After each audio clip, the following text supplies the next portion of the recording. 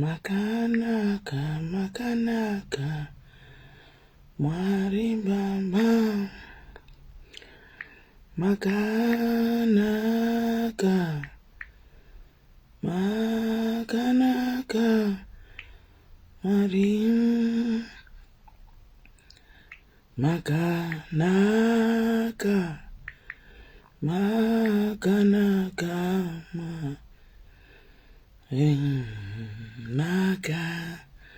makanaka, una makanaka, makanaka, Mwari Baba. Makanaka, makanaka, Mwari. Imi makatinakira Jesu. Makanaka, Mwari. Makanaka. Tave pano, Mwari Baba. Tave pano, Mwari. Aiwagani tave pano Jesu. Tave pano, Mwari. Tave pano. Ndimi izvewemba ino tsona mata Baba tonga imairi. Ndimi izvewemba ino, ndimi izvewemba ino tsona mata Baba tonga imairi. We give you glory, Lord, as we honor you. Lord, you are wonderful. You are the Messiah. Imi makatendeka. Ndimi Messiah.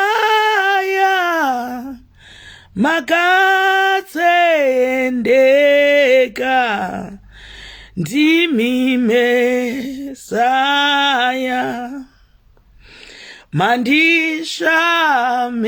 Mandishamisa. Ndimi Messiah. Matishamisa.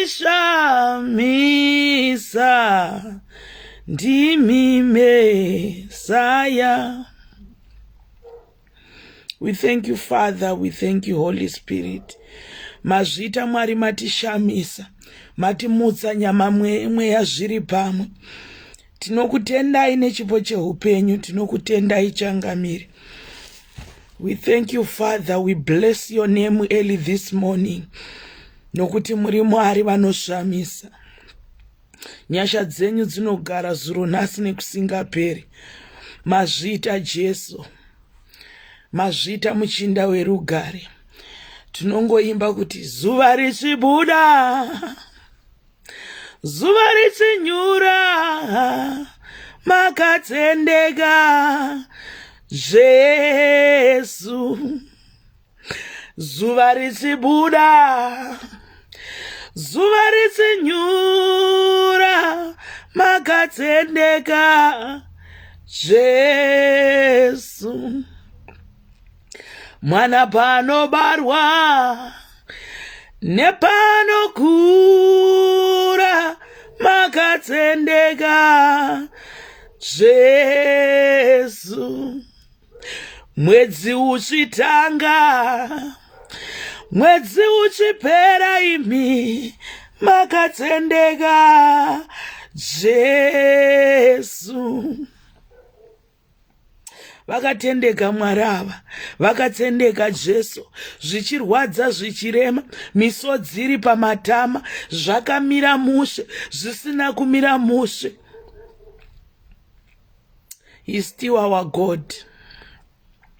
Ndimwari ava, ndimwari ava, ndimwari vanozviita, ndimwari vanozviita, ndimwari vanozviita, ndimwari vanozviita. Haazi munhu wenyama anozviita, haizi mari yako inozviita, havazi vakakusimudzira vanhu vanozviita, anozviita ndimwari. Ndivo voga, ndiye woga, ndiye woga, ndiye wakarurama, ndiye woga, ndiye woga, ndiye woga, ndiye wakarurama. Thank you, Jesus. We want to bless your name. Thank you, Jesus. Mangwanani ano, I'm not going to take much of your time. We want to go straight into the word of God. Mwari vachitiitira zvakanaka, Mwari vachitirwira, Mwari vachikusimudzira, Mwari vachisimudzira iwe, Mwari vachisimudzira ini. Mangwanani ano, ndivo voga Jesu vakarurama. Ndauya nenyaya yakanaka, nokuti mazuva ose vakatendeka, zvichirwadza zvichirema, vanoramba vakatendeka muupenyu hwevana vavo. Zvichirwadza zvichirema, vanoramba vakatendeka. Mangwanani anoitirwa zvakanaka, mangwanani ano ngandiitirwe zvakanaka. Let me read the word of God. 2 Samuel chapter 6. 2 Samuel chapter 6. Amen. Kubva pa verse 7. Amen. Ndo yandichangoverenga. Amen. Pane nyaya inondiitira zvakanaka. Then the Lord's anger was aroused against Uzi, and God struck him dead because of this. So Uzi died right there beside the ark of God. My God, my God. Mwari vanototsamwa vadikani. Mwari vanototsamwa. Mwari vanototsamwa. Asi Mwari vanotsamwa pane zvinenge zvavatsamwisa. Mangwanani ano takatarisana. Chakaita kuti Uzi afe ndechekuti akanga abata ark yaMwari. As I'm looking at you, as you are looking at me, zviise nhasi kuti you are the ark of God. Zviudze kuti ini I'm the ark of God. Zviudze kuti pandiri pano I'm the ark of God. Can someone touch your zvirove dundundu? Can you just say I'm the ark of God? Can someone say I'm the ark of God? I am the ark of God. Can just someone uzviudze kuti from today I didn't know myself that I'm the ark of God, but from today now I turn myself into the ark of God. Mangwanani ano zvinhu zvaMwari hazvibatwe, ark yaMwari haibatwe. Mangwanani ano tell yourself from today I'm the ark of God. Ark of God yakaita kuti Uzi afe. Mangwanani ano uri kushungurudzwa zvakanyanya. Mangwanani ano pane vari kubata ark yaMwari. Mangwanani ano pane vari kuchemedza ark yaMwari. Asi ndauya kuzokuudza kuti from today I'm the ark of God. Handibatwe nezvisizvo, handingobatwi, handingoshungurudzwe, handingochemedzwi hauchemedzwi. Ndiri kuda kuti uti nhasi ini ndiri aki yaMwari, nokuti Uza akati abata aki yaMwari, Mwari vakasvika pavanotsamwa. Mangwanani ano pane vanokubata-bata, asi ndoda kuti Mwari vaunze hasha. Kana ari madhimoni ekumusha kwenyu, kana iri mweya yenzvimbo, kana iri mweya yezvikwambo, kana iri mweya inosaidzirwa navapenyu, kana iri mweya inosaidzirwa kubva kuvafi, ndinoda kuti mangwanani ano painokubata, mangwanani ano painoswededza ruoko rwayo, ndinoda kuti Mwari vaite hasha, nekuti Mwari vakatsamwa Uzi paakabata aki yavo. Mangwanani ano kana iri mweya yemadzinze ekwako, ndinoda kuti izive kuti you are the ark of God. Ndinoda kuti kana uri urwere uzive kuti you are the ark of God. Mangwanani ano pana anofanira kubvuma kuti I am the ark of God, nekuti pane zvinofana kuitwa naMwari. Idzi hondo dzauri kurwa idzi hausiriwo unofanira kudzirwa, dzinofanira kurwiwa naMwari, nokuti Mwari vanotsamwa kuti Uzi wabatirei ake ndimwari vasingade kubatsirwa. Mangwanani ano pane mweya yemadzinza, mangwanani ano pane mweya inokushayisa mufaro, mangwanani ano pane zvinoda kukubata-bata, asi ndauya kuzokuudza kuti zviudze kuti I am the ark of God. I am untouchable. If you touch me, if you dare touch me, you die there and there. Nokuti Mwari vanenge vakatsamwa. Pane mweya yehurombe mangwanani ano, pane mweya yemazimbuya, pane mweya yemadzitete, pane mweya isingadi chakanaka, asi ndauya kuzokuudza kuti you are the ark of God. When you are the ark of God, ukangobata chete zvisina murayiro waMwari, unotopaomera ipapo. Mangwanani ano pana anofana kuziva kuti I am the ark of God, nokuti aki yaMwari haingobatwi noma kanjani. Ndoda kuti mangwanani ano zviudze kuti Mwari wekudenga vese vachandibata kana musina kuvatendera, kana vasiri mumaplans enyu, vese vachakugumburisa kana vasiri mumaplans aMwari, vanorohwa neshamu yaMwari, nokuti Uza akafa. Uzi chakamuuraya ndechekuti Uza he wasn't anointed kuti abate aki yaMwari. Mwari vanosvika pavanotsamwa. Mangwanani ano pane vakutambisa nhova, pane vakubata-bata, asi ndauya kuzokuudza kuti you are the ark of God. You are the ark of God. Atamba newe anofira ipapo. You are in a ngazive kuti you are a danger zone. Ndinochikana nenyaya iyi nokuti dai Mwari vakatotsamwa kuti aibatirei ake. Mangwanani ano Mwari vanofanira kutsamwa. Pana vanhu vanotamba newe, pana vanhu vanokushayisa mufaro, pana vanhu vanokubira, pana vanhu vanokushungurudza, asi zviudze from today I am the ark of God. Atamba nena azviunzirwa kutukwa, handichemedza azviunzirwa kutukwa, handiseka azviunzirwa kutukwa, ataura zvisina mabasa azviunzirwa kutuka, nokuti Uza anongoti achibata ake zvinonzi Mwari vanotsamwa nazvo. Uza anofira ipapo. Pana vamwe vanhu vanopinda muupenyu hwedu vasina maplans nesu, asi vanongopinda. Kuna vanhu vanongobata-bata, nokuti Uza anga asiri muplani yaMwari, Uza anga asiri muplani yekutakura areka.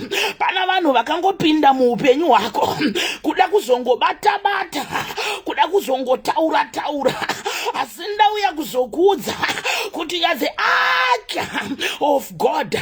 May God help you to strike your enemy down. May God help you to strike those people who pull you down. May God strike them down. Vanoda kungoita zvisakarurama, pana vanhu vanongojambira, asi mangwanani ano ndauya kuzokuudza kuti you are the ark of God. Kana Mwari vachirwira aki yavo, kana newe unorwirwa mangwanani ano, pana anofanira kurwirwa, pana anofanira kurwirwa, pana anofanira kurwirwa, pana anofanira kurwirwa, pana anofanira kurwirwa, pana anofanira kurwirwa. Mangwanani ano pana anofanira kurwirwa. Zviudze kuti I am the ark of God. I am the ark of God. I am the ark of God. Bata ini nazvunzirwa kutukwa, achemedza ini azvunzirwa kutukwa, nekuti I am the ark of God. I am the ark of God. You will be struck by God. Nokuti uzivi zvinonzi Mwari vakatotsamwa. Mwari vatsamwa. Zvinonzi uza anofira ipapo. Kana iri mweya yemadzinza ekumusha kwako, today inofanira kufa. Kana iri mweya yezvikwambo, kana iri mweya wekubirwa, kana iri mweya wejambwa, kana iri mweya wekurambwa, kana iri mweya wekusemwa, kana iri mweya stagnant spirit, kana iri mweya kusaenderera mberi, mangwanani ano tati you be struck by God. Mwari vari kuunza hasha dzavo, Mwari vari kuunza hasha dzavo, nokuti uza akafira ipapo, nekuti Mwari vakanga vatsama. Pane chinofanisa kutsamwisa Mwari. Ndiananiko vari kukushayisa mufaro? Ndiananiko vari kukushayisa mufaro? Jesu weNazareta ngavatiitire zvakanaka, ngavakuchengete. Iwewe neni ngatichengetwe, iwewe neni ngatichengetwe, iwewe neni ngatichengetwe, iwewe neni ngatichengetwe. Mangwanani ano Jesu, ndati vese vanotamba neni, vese vanoda kubata-bata, I'm the ark of God, I am the ark of God. Handibatwi-batwi, handijairirwi, because I'm the ark of God. Mweya wehuroi, mweya wenzvimbo, mweya wehurombe, mweya isingadi chakanaka, mweya isingadi hutano, mweya isingadi prosperity. Hauna portion muupenyu hwangu, ukandibata pano unofa, nekuti Jehovha vanoti uzabata. He was struck by death. Pana anofanira kufa mangwanani ano. Mweya yemadzinza yako ngaife, mweya wehuroi ngaife, mweya yenzvimbo, mweya isingadi chakanaka, mweya inotedza ropa, mweya inotedza dzinza, mweya yekwana museyamwa, mweya yekwashumba, mweya yekwachihoro, mweya yekwambizi. Mangwanani ano ndairayira, mangwanani ano ndairayira. You will catch fire, because I'm the ark. I am the ark of God. We are the ark of God. We are the ark of God. Kana iri mhuri yekwedu, they are the ark of God. Mangwanani ano Mwari wekudenga ngavatiitire zvakanaka. Ita mhuri yekwedu, we are the ark of God. Nyika yekwedu, we are the ark of God. Where I work, there is the ark of God. People surrounding me, we are the ark of God.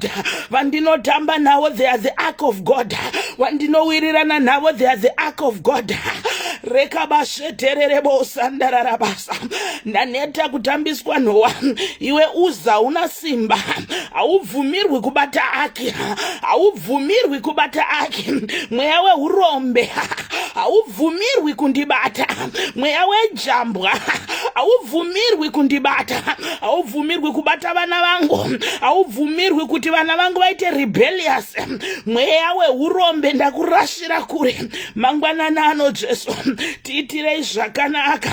Kana iri mhuri yekwangu, ndati it's the ark of God. Kana vari vana vangu, is the ark of God. Aki yaMwari haitambwi nayo, ukatamba nayo unofira ipapo. Aki yaMwari haitwe nayo matakanyanya, ukatamba nayo unofira ipapo. Tinoti Mwari wekudenga vatiitire zvakanaka. Mwari wekudenga ngavakurwire, Mwari wekudenga ngavachengete, Mwari wekudenga ngavakusimudzire, Mwari wekudenga ngavapukute misodzi iri pamatama. Wese atamba newe ngazive kuti you are the ark of God. Wese akushayisa muvharo, rabasekera raboshe, you are the ark of God. Say I'm the ark of God. Aki yaMwari haitambwe nayo, aki yaMwari haisekwe nayo, aki yaMwari hauite zvaunoda, aki yaMwari haitwi zvaunoda, hauiti zvaunoda. I am the ark of God. Vana Uzi vakava vaifunga kuti vanogona kubatsira, but Uzi wausi mumaplans ekutakura ake. Aiwa, kapane vanhu vanouya muupenyu hwedu vasiri mumaplans, vasiri mumaplans aMwari, vasiri muhwepo hwaMwari, asi vanongopindira chibwendendendene. Asi ndauya kuzokuudza kuti I'm the ark of God. The God who will deal with you, the God who will deal with you, the the God who will deal with you. Kana iri mweya yekumusha kwedu, kana iri mweya yezvikombo, ndauya kuzokudza. God is ready to deal with you. Don't ever dare touch me, because the God is ready to deal with you. Mazvita Jesu, mazvita mweya mutsvene, mazvita Mwari wekudenga, mazvita Jehovha wehondo, mazvita Mwari wekutendeka, mazvita Mwari, mazvita Mwari we, mazvita changamire, mazvita Jehovha, mazvita changamire, mazvita Mwari vanoshamisa, Mwari wenyasha, Mwari wenyasha. Mwari wakatendeka, uvepo wenyu Baba, uvepo wenyu changamire, uvepo wenyu muupenyu hwedu. Tatenda nyasha, tatenda changamire, tatenda ukuru wenyu. Hakuna rimwe zita rakafanira kunamatwa kunze kwezita renyu. Zviudze nhasi kuti I'm the ark of God. Tell yourself that I'm the ark of God. Whoever dare touch me, you'll be in for it. Uzakanga asiri maplans aMwari. Uzakanga asiri maplans ekutakura areka. But uzanotaona areka yakuda kudona. Uzi anorohwa nerufu. Mangwanani ano pane mweya yetsvina iri kukupingaidza. Mangwanani ano pane mweya yehurombe. Mangwanani ano pane mweya yekuchemedzwa. Haisi tumbori maplans aMwari. Pane mweya yekurambwa. Pane spirit of disappointment. Pane spirit bitterness, pane spirit yekuti hauna kwaunoenda, anti-progress spirit. Pane spirit yekuti chero ukatanga chinhu hachina kwachinoenda. Hazvisi mumaplans aMwari. Saka ndati mangwanani ano, ita kuti iwewe spirit iwewe, don't ever dare touch me. From today, know that I'm the ark of God. If you keep on touching me, uri kuzofa.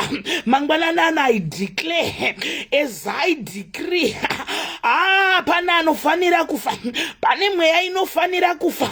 Kana zviri zvikwambo zvekumusha kwedu, kana iri mweya yenzvimbo, kana iri mweya inosaidzirwa navapenyu, kana iri mweya inosimuka kubva kuvafi, kana iri mweya iri kupoterera ichitsvaga pekugara, ngaizive from today, I am the ark of God. I am the ark of God. Atamba nenazvunzirwa kutukwa, atamba nenazvunzira rufu. Iwe mweya wenzvimbo, takutuka mangwanani ano. Zviziunze mangwanani ano kuti I am the ark of God. Vana Uzi vakanga vasiri maplans aMwari ekutakura aki. Vana Uzi vanga vasiri mumaplans aMwari ekutakura aki. Asi nekuda kwekuti vanongopindira, kune mweya inongopindira. Nekuti chinondifadza shoko raMwari rinotaura kuti I have the plans for you, the plans to prosper. Saka Mwari vana maplans ekuti tienderere mberi, kwete ekuti tichemedzwe. Saka imwe yacho iyi iri kukuchemedza haizi mumaplans aMwari. Ndivava vana Uzi ava, havazi muplan yekutakura ake. Asi vana Uzi vanongoita budge in into your plan. Asi mangwanani ano ndauya kuzokudza kuti iwe Uzi, you are going to die. Iwe mweya wemadzinza, iwe mweya wezvikwambo, iwe mweya we-anti-marriage spirit, anti-progress spirit, mweya isingadi chakanaka, mweya isingadi vanofara, mweya isingadi vanoyanana, mweya isingadi pakanaka. Tauya kuzokuudza kuti kunyepa uri kuzorova pasi chete. You be striked, you be striked, you be striked. Nokuti Mwari vakanga vatsamwa, vakati vatsamwa vatarisa uzabata aki.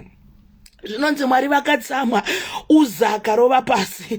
Mweya yemadzinza ekumusha kwako ngairove pasi. Mweya isingadi chakanaka ngairove pasi. Spirit of of anti-marriage ngairove pasi, anti-progress spirit ngairove pasi, chirwere chiri munyama mako ngachirove pasi, kutambudzika kuri munyama medu ngakurove pasi, misodzi iri pamatama edu ngairove pasi. Mangwanani ano Jesu weNazareta, tatenda nyasha, tatenda ukuru wenyu, tatenda kubata kwenyu kunoshamisa, nokuti I'm the ark of God.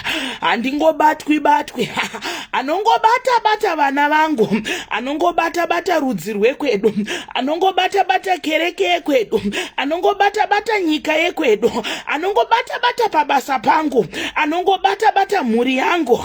You be striked by God. Mangwananano Mwari we, vanongobata hani Mwari, vanongobata Mwari we, can you strike them? Zvamakaita Mwari we. 2 Samuel chapter 6 verse 7. Uza akarohwa akafira ipapo. Pane vanofanira kurohwa ipapo, vanoda kungobata zveko wasina kuswera, vanoda kungobata zveko wasina kuziva, zvavasina umbowo nazvo, zvavasingazivi kuti zviri kubvepi zviri kuendepi, vanoda kungochemedza.